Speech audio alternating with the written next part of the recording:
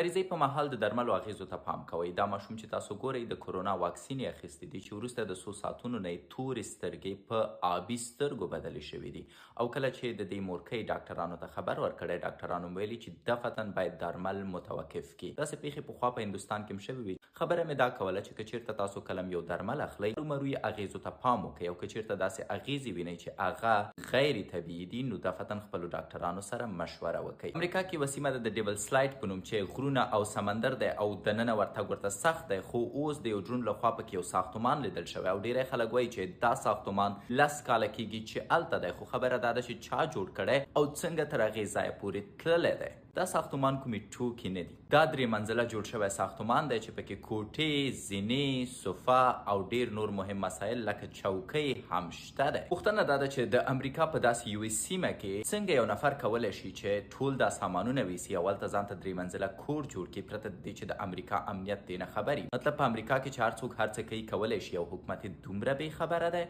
خو بد خبر باید تاسو ته دا درکم چې څو ورځې مخکې په دې اړه راپور جوړ شوی دی چې د هر چا چې دا کور د نامعلومو عواملو له امله له منځه وړل شوی دی. بس شاید د یو چا د ډرون دا معلوماتو د یو بل نفر پټه امپراتوري په داسې سمندر کې ور ورانه کړي.